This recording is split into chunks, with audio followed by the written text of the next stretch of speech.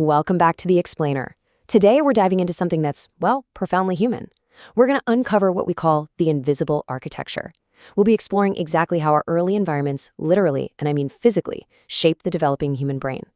Now I know, it sounds like a heavy topic, and it kind of is, but stick with me, because ultimately, this is a story about incredible human resilience. Okay, let's dive into this. Here's our roadmap for today. We're going to start with the brain's first postcards. Then move into the anatomy of neglect.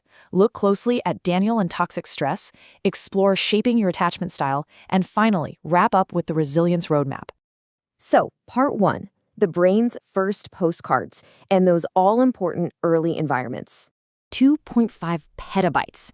Seriously, your brain is this absolute biological marvel, and it's capable of storing roughly that massive amount of data. To put that into perspective, that's the equivalent of about 3 million hours of video footage. It's just staggering. But here's the catch. The editing of all this footage, it actually begins while you're still in the womb. Even before you see the light of day, you're receiving what we can essentially think of as postcards from the outside world. These biological messages are just constantly arriving, and they're telling your developing brain a story. They're telling you if the world you're about to enter is a place of abundance and warmth, or if it's a landscape of danger. Now, for some of us, these postcards are beautiful. They're comforting. But for others, they're these constant, repetitive warnings of a storm to come. And when those warnings of danger become constant, overriding that sense of warmth, well, that is what we ultimately call childhood trauma. Moving right along to part 2, the anatomy of neglect and the profound impact of unmet needs. Now, what's really interesting here is that trauma isn't always this massive, cinematic explosion, right? It's often just a quiet, persistent absence of what a child needs. We break this down into 3 distinct pillars. First, there's physical neglect. That's the lack of basic necessities, nutrients or physical safety. Then there's cognitive neglect, which happens when a child is denied vital mental stimulation. Think a lack of books, toys, or just engaging conversations. But then we have this third pillar, emotional neglect. And this is arguably the most invisible form of trauma out there. It happens when a child's cries for comfort simply go unanswered. In these really desolate emotional environments, the brain doesn't just stop growing. No, it actively adapts to survive what it perceives as a scary-looking world. It literally builds an architecture designed purely for survival rather than for connection. That brings us to part 3, Daniel and toxic stress, exploring the body's alarm system. So consider a healthy baseline for a second. It's filled with toys, soothing voices, rich everyday experiences. Now, compare that to the reality of a child named Daniel. Daniel was one of 500,000 children in Romania who grew up in state-run institutions, experiencing severe isolation and almost zero human contact. Because his developing brain totally lacked that vital social stimulation, he developed self-stimulation habits. He would rock back and forth endlessly, really just to feel something. So what was actually happening inside Daniel's body? Well, when a child feels completely abandoned, their adrenal glands, those sit right above the kidneys, they just kick into high gear. They flood the system with adrenaline and cortisol.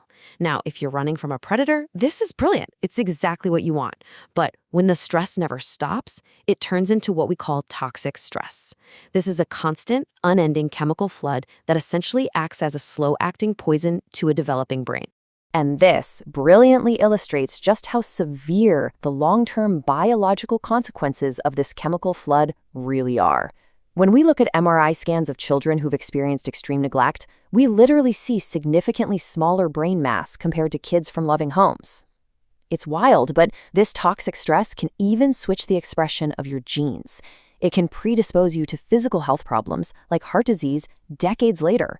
Plus, because the brain's alarm system is essentially broken, the resulting symptoms, like trouble paying attention or emotional outbursts, they are frequently mistaken for ADHD.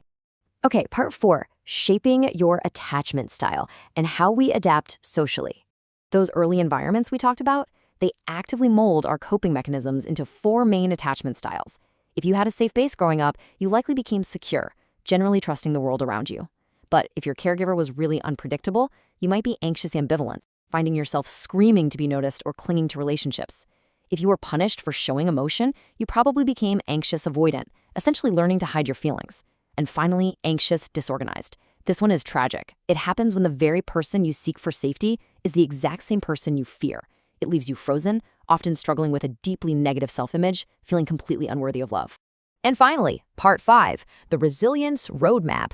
Let's talk about actionable healing. Listen, if you recognize yourself in Daniel's story today, or maybe in one of those anxious attachment styles, I really need you to know this. It was never your fault. You didn't write the postcards you received in the womb or in your crib. But here is the amazing news. Thanks to neuroplasticity, the brain is quite literally like a muscle. If we approach this with a growth mindset, your brain can grow, it can adapt, and it can actually change its own physical architecture.